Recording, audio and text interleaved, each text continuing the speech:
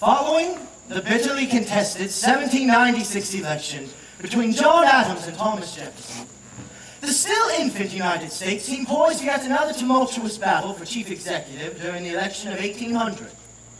In February 1801, Aaron Burr of New York, an esteemed lawyer and capable statesman in his own right, lost the bitter presidential election to the Honorable Thomas Jefferson of Virginia by one vote on the 36th ballot in the United States House of Representatives. Mr. Burr thus received the consolation prize of becoming the nation's third vice president. On March 4th, 1801, Mr. Burr's newly married young daughter, Theodosia Burr Alston, was attending inauguration festivities in the new capital of Washington with her dashing husband of 1 month, 22-year-old Joseph Alston of South Carolina.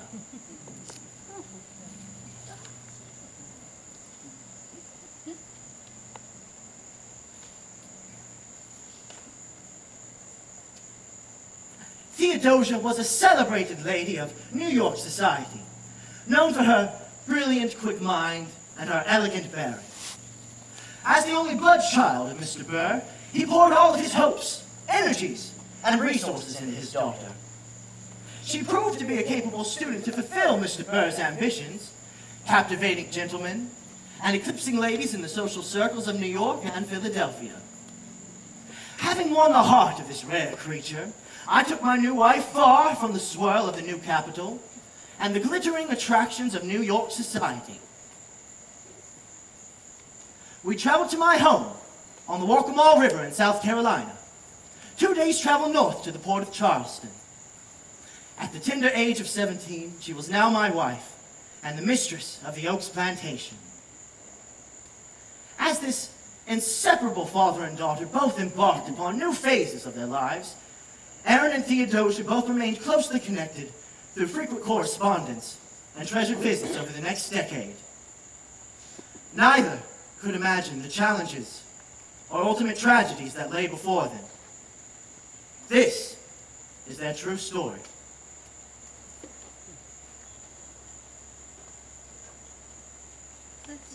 Plantation, 1801. My dear Papa, Joseph and I have arrived safely in South Carolina after days of bouncing about in that closed, dusty carriage. It will be some time before we have a home of our own. Joseph's house at the Oaks is in need of repair and considerable renovation. What may have been fit for a bachelor is woefully lacking for a married man. Whereas our new home shall be comfortable, I fear it will lack what is now seen in the best homes of New York and Philadelphia.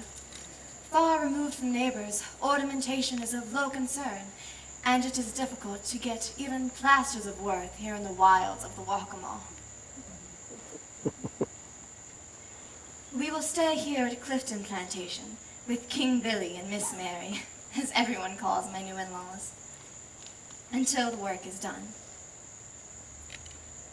I find my new surroundings most comfortable and have received such a warm reception from the entire family, although I miss you terribly. The society seems most inviting, although men and women associate very little. The former employ themselves in the business of life, or hunting or fishing, while the latter meet in large parties to sip tea and look prim. But do not concern yourself that my mind will become dull, or my letters less than brilliant.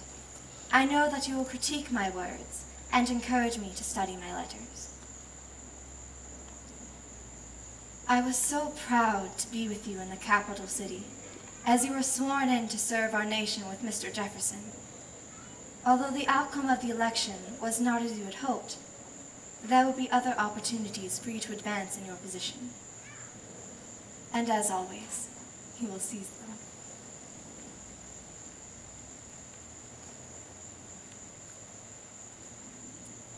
With affection, Theodosia.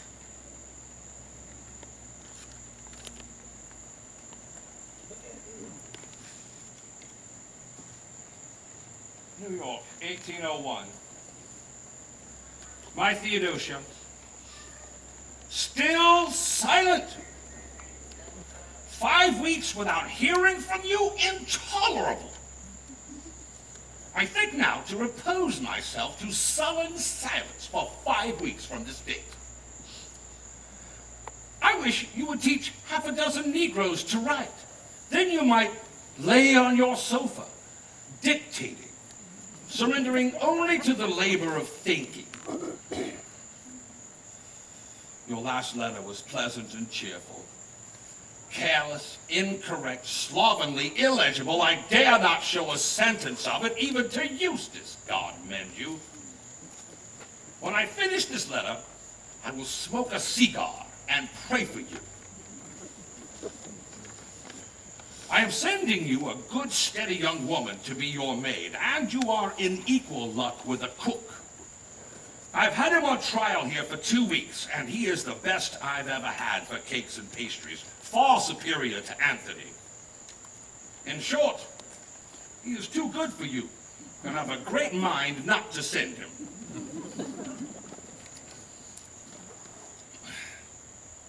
But you will forever be giving fine dinners once your new home is ready.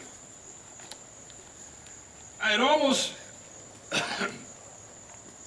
forgotten to reply to your inquiries of matrimony, which would seem to indicate that I have no immediate plans on the subject. I will not conceal, however, that I have had a most amicable overture from a lady who until recently was engaged to another. If I should meet with her and she should challenge me, I would probably strike at once. Here I am at midnight talking of such silly matters with 20 unanswered letters of vast importance before me. Go to bed, you hussy. Aaron Burr. Postscript. I enclose a private note for Joseph. I trust that the seal will remain unbroken prior to its delivery.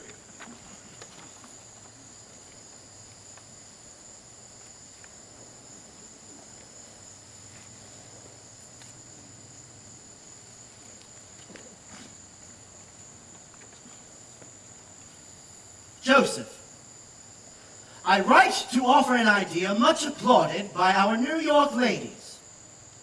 These ladies unite in the opinion that the energies of men ought to be principally employed in the multiplication of the human race. And in this, they promise an ardent and active cooperation. I hope the fair women of South Carolina will equally testify their applause to this sentiment, and that you will manifest your patriotism by exerting your energies in the manner indicated. Remember, to kill is brutal, to create divine.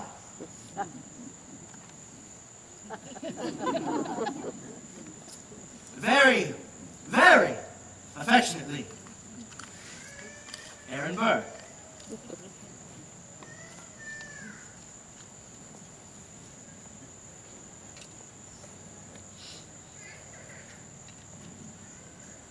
The Oaks, 1802. Dear Papa, I hope you have received my letters of the 16th and 23rd. I have endeavored to improve my correspondence. Now that I am settled in my house at the Oaks, I trust that my mood and spirits will improve. The house is adequate, but I confess it has not the gallant presence of our Richmond home, or even Clifton Plantation. But still, it is my own, and I am now the mistress rather than merely the daughter-in-law. Joseph is busy with his interest in rice and politics. I know I will not stoop and swoon like some of the other women here when your grandson arrives.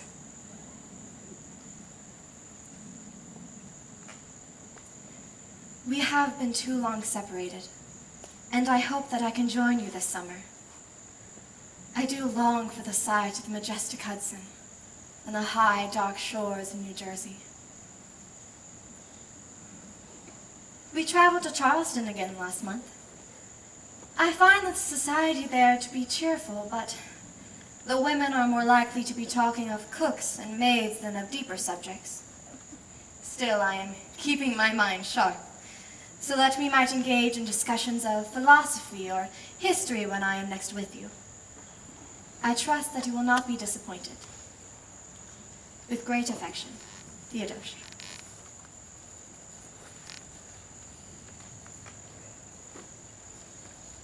New York, 1802.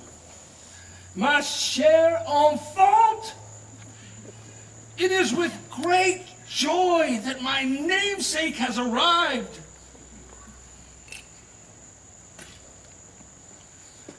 Aaron Burr, Alston.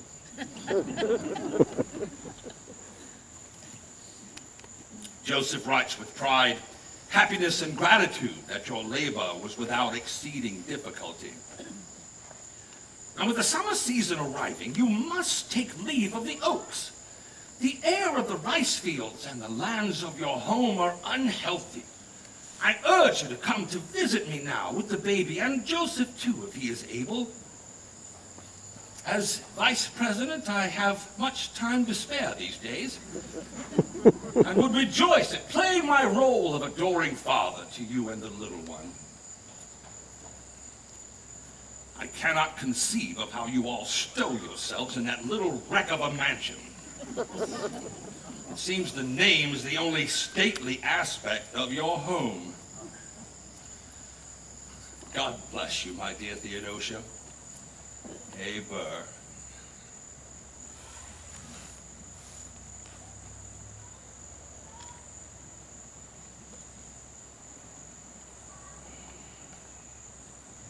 Clifton Plantation, 1803. Dear Papa, since my last letter I have been quite ill, so that for 2 or 3 days I was unable to write. We are now at Clifton while they make new repairs on the oaks. Last night the whole family thought I had lost my senses in great measure. They began plying me with old wine and blisters on my feet. But I had enough of that, and insisted on being carried into the open air, where I drank plentifully of cold water and bathed my arms and neck in it. This seemed to bring about an astonishing recovery, and I am again getting well. My constitution is good. I exert myself to the utmost, feeling none of that pride so common to my sex of being weak and ill. In a few days, I shall be on the high road to hell.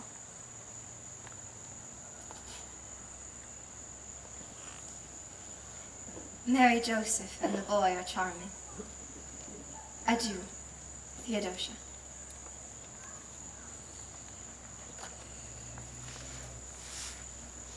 Washington, 1803.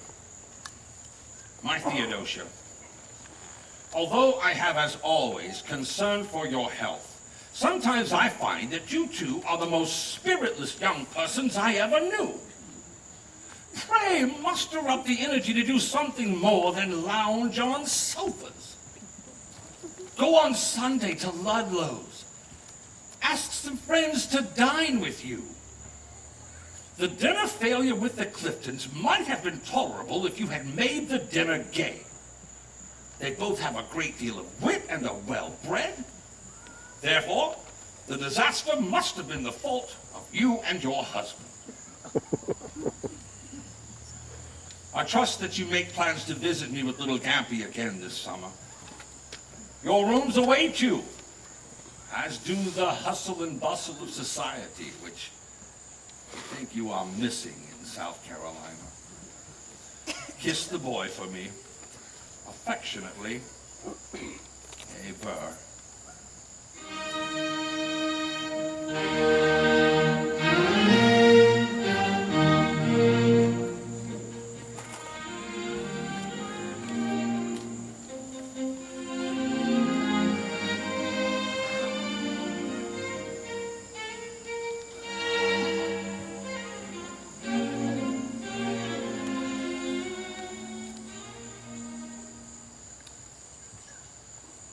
New York, 1804. My dear Theodosia, Since the election for governor was lost in February to that Federalist judge, Morgan Lewis, I confess I have not been pleased with the vicious attacks on my character circulated without shame by that red-haired, illegitimate Alexander Hamilton. The final blow came with the publication of Hamilton's slander against me. Aaron Burr is a dangerous man who ought not be trusted with the reins of government?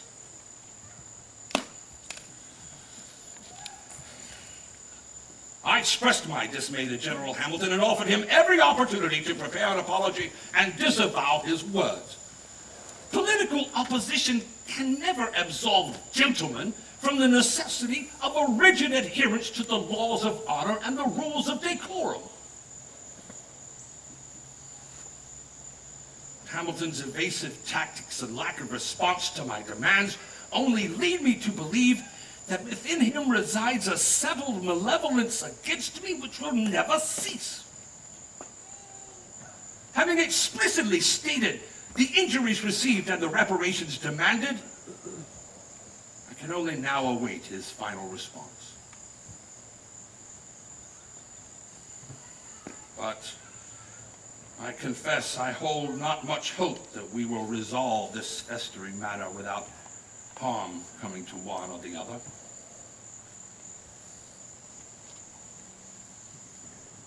However, you know my skill with a pistol, so let him beware, and do not worry of this resolution. As for the board, you can never say enough, but there was nothing about his French in your last letter. I hope you talk with him much in French, and you did not say if he knows his letters. I'm sure he may now be taught them.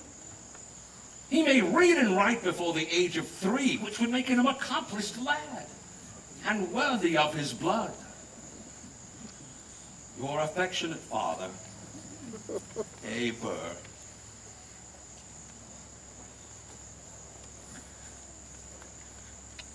New York, July 10th, 1804. My Theodosia, you will find enclosed a statement of my affairs. I pray that Joseph will serve as executor if it should be my lot to fall. I have called out General Hamilton, and we meet tomorrow morning in New Jersey on the dueling field. I am indebted to you, my dear Theodosia, for a very great portion of the happiness which I have enjoyed in this life. You have completely satisfied all that my heart and affections had hoped or even wished. With a little more perseverance, determination, and industry, you will obtain all that my ambition or vanity had fondly imagined.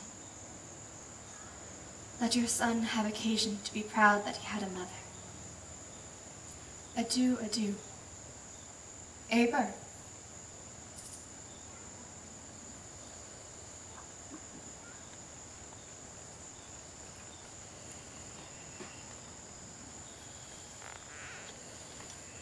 New York, 1804.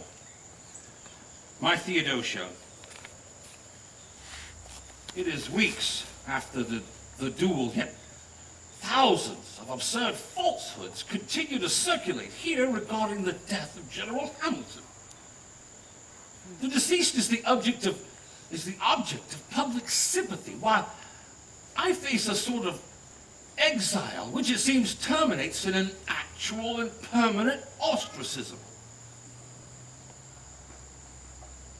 The jury agreed to their verdict this morning. I am found guilty of willful murder. Your letters amuse and console me. I await news from you and pray for your health, since I have no faith in the climate of your high hills, surrounded as they are by noxious swamps. God bless and preserve thee, A. Burr.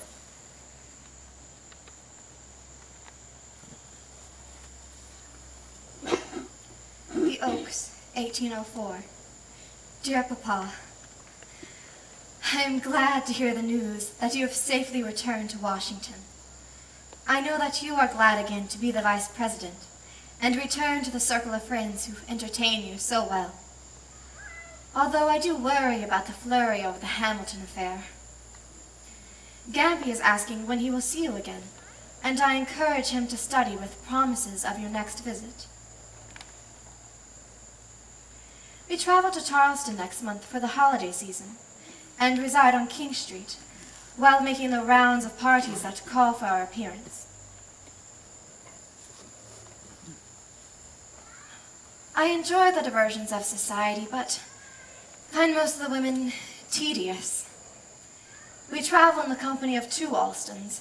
Odd that one brother would alter the spelling of his name to stand apart from the rest of his blood. I continue to practice my French with the maid and the cook, although I do sometimes long for more elevation of the mind than I find here. I have worked to improve my library, as you suggested. Now, if there were only someone here who I could hold discourse with. Joseph shrinks from talk of Ovid or the histories of Pliny, rather consuming himself with talk of rice crops or banal public works in Columbia. Please send me the latest titles circulating in Washington. A new shawl and some fine leather riding gloves might accompany the parcel.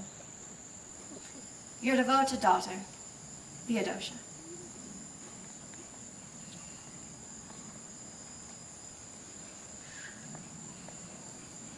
Washington, 1805. My Theodosia.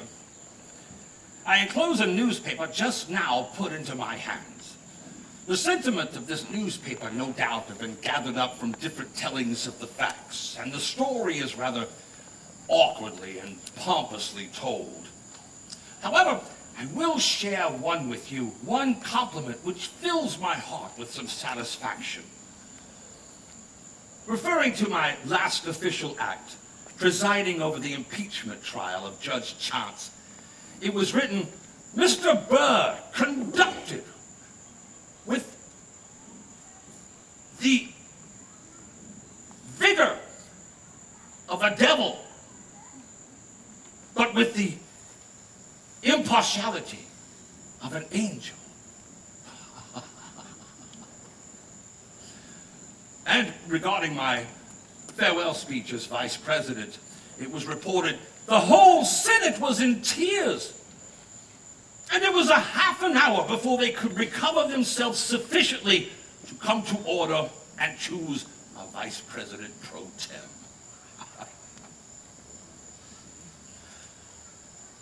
Now, having been disenfranchised in New York and hanged in New Jersey, I will seek another country. I'm planning a westward journey down the Ohio River and beyond to seek yet another kind of fortune. You know much of Plan X already, and I trust that you will share my departure plans with Joseph. He too will no doubt be cheerful to hear that we shall finally make progress on our dream and new adventure. God bless you, A. Burr. In 1804, while still Vice President and following Mr. Burr's fateful duel with Alexander Hamilton, my dear father-in-law's fortunes diminished. He cast his eyes about and saw no hope in the East, and yet there was great hope in the newly acquired territory of Louisiana. These disputed and sparsely populated lands held the promise of something new and great for Mr. Burr.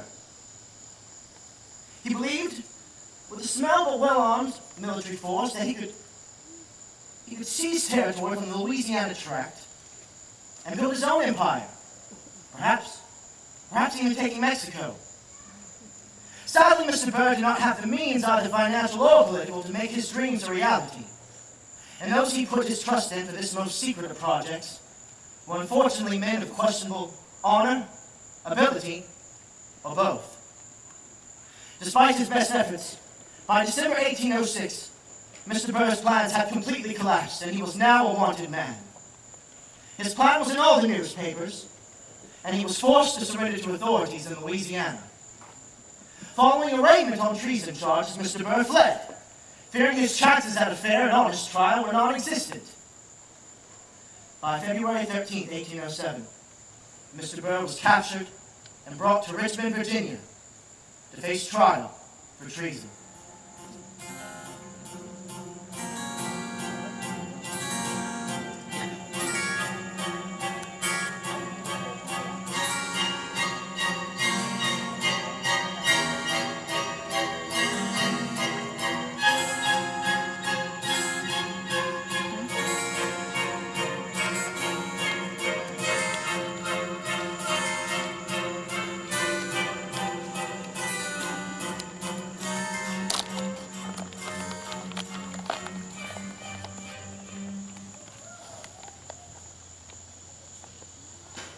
The Oaks, 1807.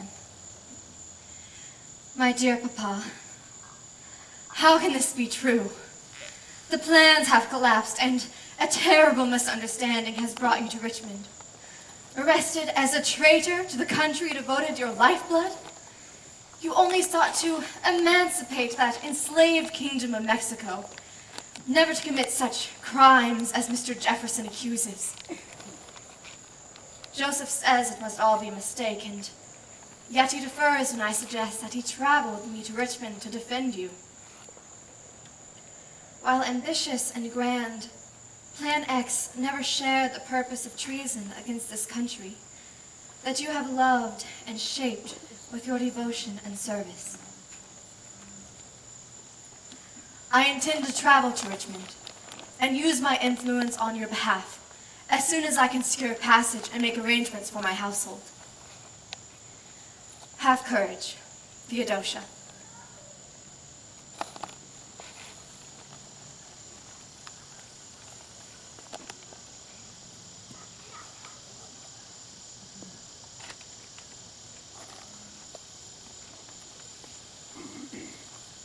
Richmond, July 1807.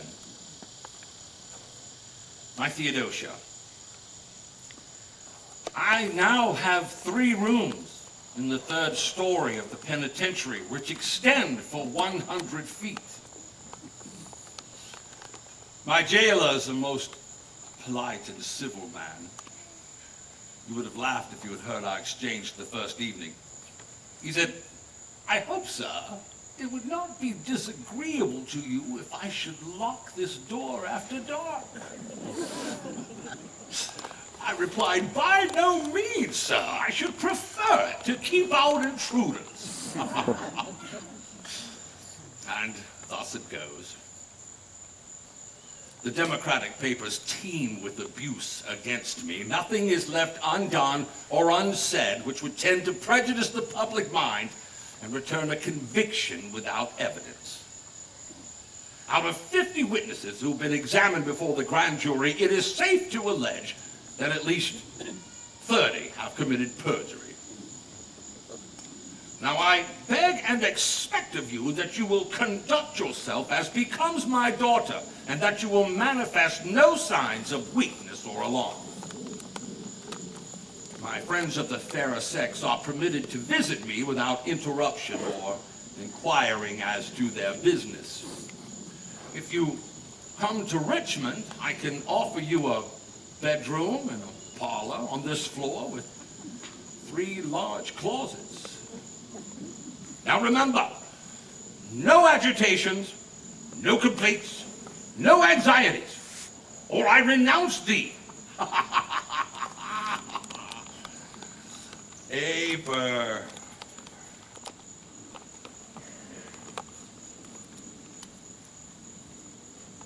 The Oaks, January 7th, 1808. My dear Papa, I rejoice with the news of your freedom. All these months I have tried not to waver in my faith that this day would come, but to hear with certainty that all further prosecution will desist brings much happiness to my heart. As you wrote of your plans to secure passage to Europe, I felt dismay that you would be further from me. Yet I understand your need to escape this web of turmoil and deceit woven around your character in these last months. I know that you will keep me informed of your schedule, so that I may obtain passage north in time to see you off. With fondness, Theodosia.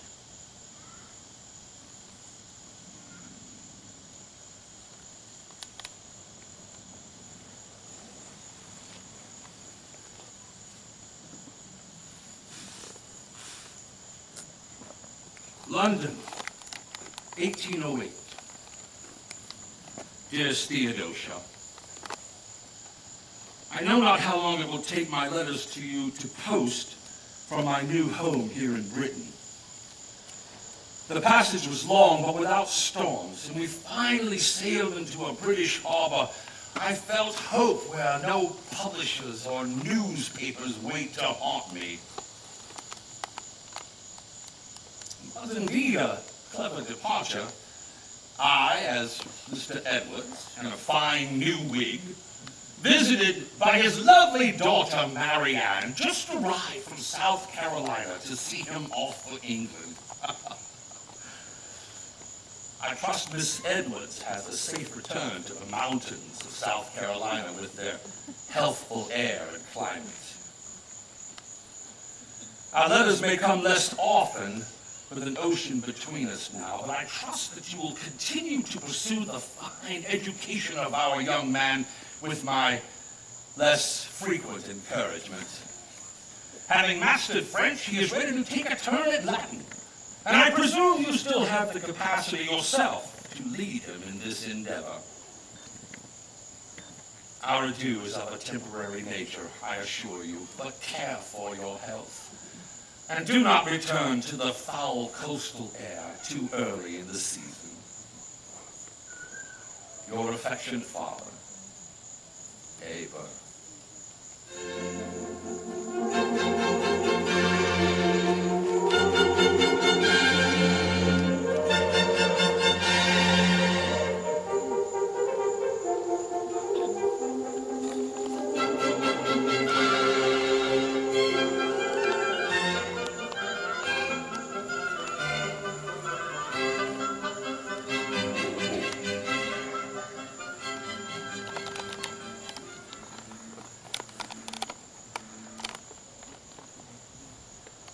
Debordeaux, June 1812. Dear Papa, I am so happy to learn that you have arrived back in New York just days ago and are already preparing to open an office and commence to the practice of law once again. Law, as opposed to politics, is free of the vagaries and conceits of men. I have just returned to the coast with Joseph and Gampi from the mountain house. The air here is thick with summer heat, but Joseph insisted we return in mid-season. He is consumed with campaigning for the race for governor, and felt the need to solidify his support. We are staying now at the beach cottage at Debordeaux, where the breezes are much more healthy, although we did spend one sweltering night at the Oaks, immediately upon our arrival. We exchanged our mountain clothes for summer cottons, gathered the house servants, and were off the next day for the beach, where we will avoid the bad air of the rice fields that bring the fevers. I look forward to learn of your romantic prospects. After such an absence, the ladies will surely welcome your return to the social circles. You have walked closely to the prospect of matrimony in the past, and no doubt the thought will again cross your mind. Your devoted daughter, Theodosia.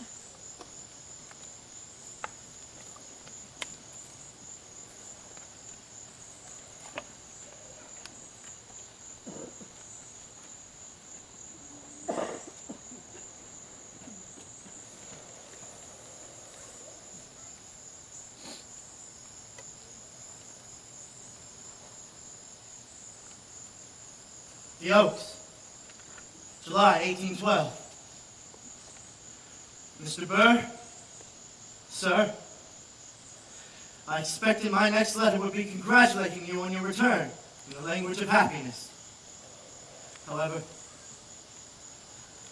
one dreadful blow has destroyed us, reduced us to the veriest the most sublimated wretchedness. That boy on whom all rested, our companion, our friend. He who was to have passed down the mingled blood of Theodosia and myself. He who was to have redeemed all your glory and shed new luster upon both our families. He who was once our pride and our happiness is now taken from us and is dead of fever. We saw him dead. My own hands surrendered him to the grave. And yet we are alive.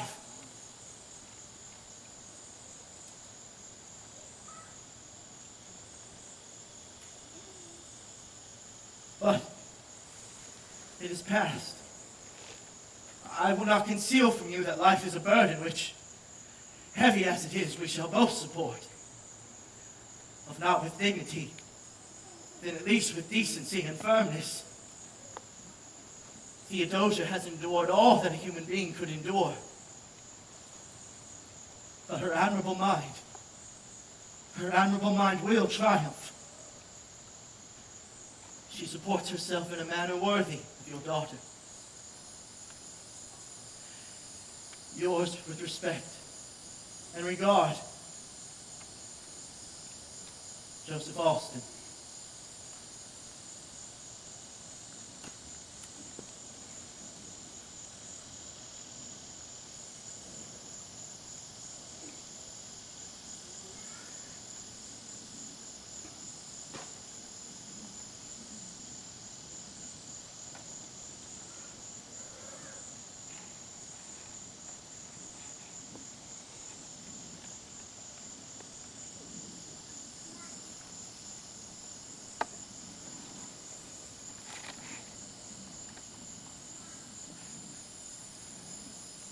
The Oaks, October 1812.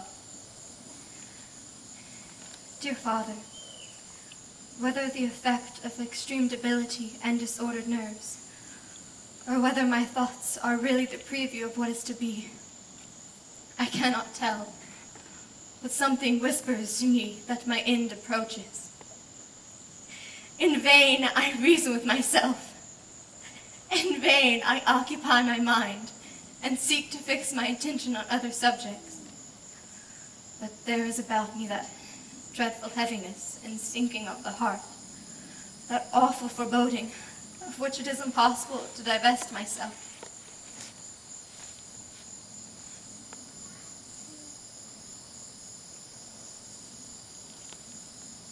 I feel I am standing on the brink of eternity. And ere I plunge into the fearful abyss, I know I desire to join you in New York. I am desiring the comfort that only your wisdom and your presence can bring.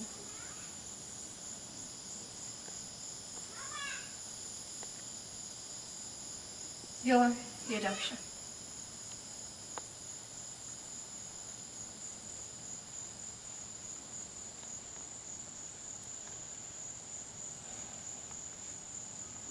New York, November 1812. My dear Theodosia, it is with a heavy heart that I read your letter of the 18th.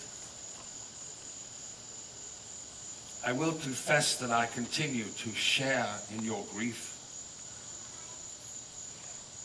Although months have passed when in public an accidental reference is made to the event, I can only allow a manly tear to slowly steal down my cheek before I can rise to check my emotions and once again become subdued, calm, and dignified. I have arranged for my loyal friend, Mr. Timothy Green, to depart for Charleston at once. He is most able and trusted to travel with you.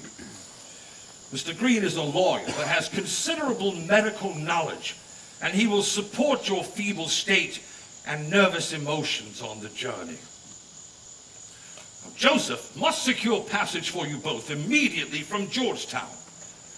As governor of South Carolina, a letter of safe request from him will surely guarantee your safe passage as civilians through any British warships. Have courage and be strong, ma chérie. Soon we will be together and seek our consolation as one. Burr.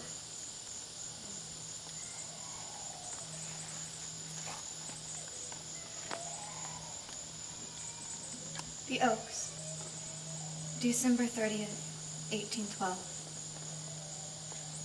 Dear Papa, I send this letter with some hope that I may be at your side before you even hold this paper. Mr. Green has arrived, and I find his manner of calming and his concern for my ailments quite perceptive.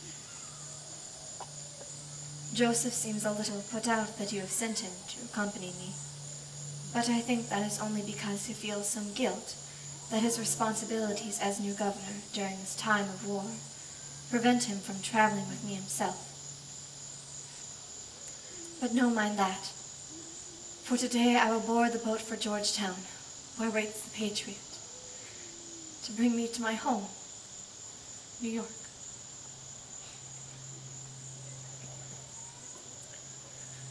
Joseph says the vessel is fit and fleet. Her captain has stored her guns below to disguise her normal occupation as a privateer. We will make a quick dash to New York that will only take 5 or 6 days. I have a surprise for you that comes with me. It is my new portrait, done before the sad event, and it reminds me of another time of health and happiness. I close, for we depart to catch the skiff to Georgetown. Adieu, Papa. Theodosia.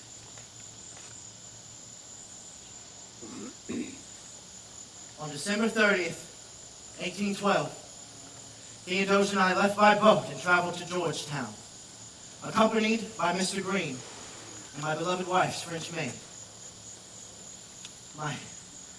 My dearest Theodosia, I find her leaving so uncomfortable, but I fear this is a time when I can give you no comfort, no security.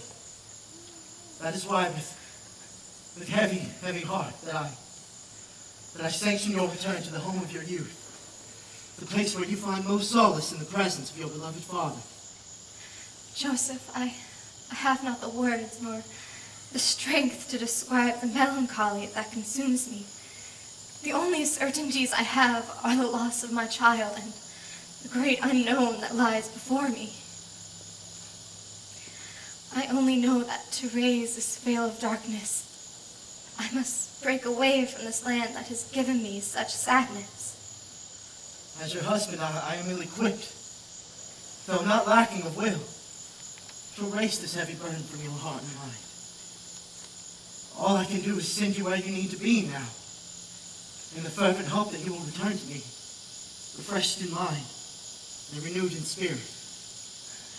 As a remembrance, I hope you will take this locket I have crafted for you by Mr. Dumier of Charleston. Open it. You see, there are the portraits of the 2 men you have loved above all others. My papa, and Lamb, my boy, my 2 errands. Oh, Joseph, I have not. Please, Theodosia. Strength. Strength and faith. Hold that locket close to your breast, as I hold your memory close to my own. We have all loved you, as God has granted us the great joy. I release you now to the care of your father, and the sincere desire that you will return once more to me. I will be here awaiting the return of my Theodosia. Farewell, husband. I will return to you this, I promise.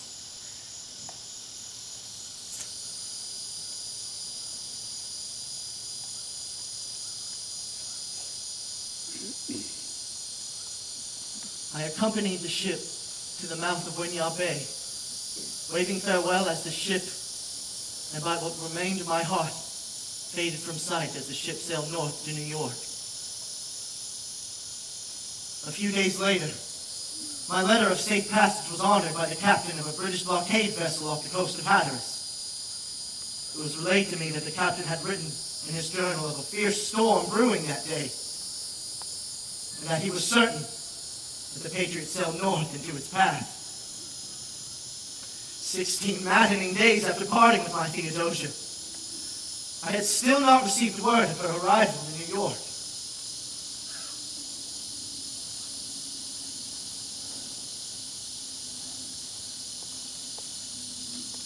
The Oaks, January 1813. My dearest wife, another mail and still no letter from you telling of your safe arrival.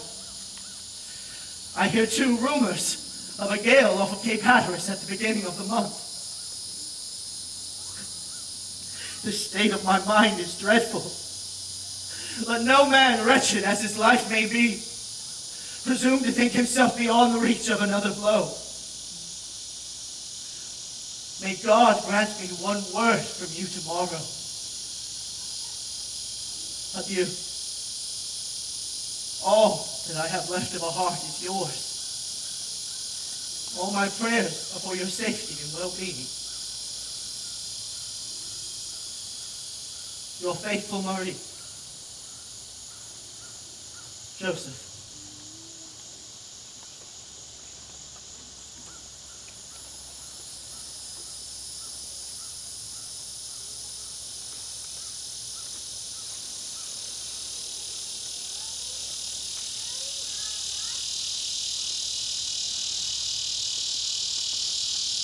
For 3 weeks, I've paced the battery at the tip of Manhattan Island, each day hoping that each new sailing ship entering the harbor would bear my Theodosia to me. My despair grows each day and my hope diminishes equally that I will ever see her again.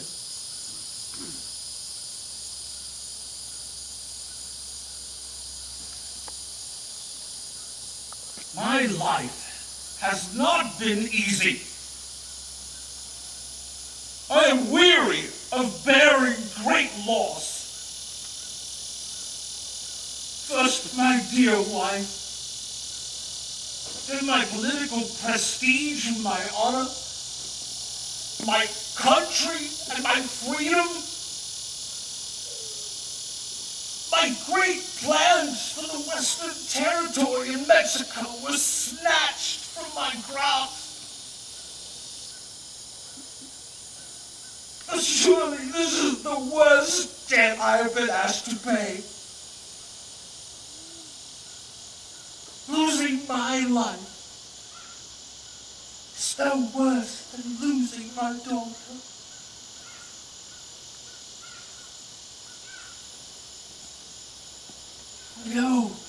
I know she found me difficult at times, as I always pushed her mind to be the liveliest, and her heart to be the wisest. But even Scripture states, my Father does not chastise that which he loves. And love her I do.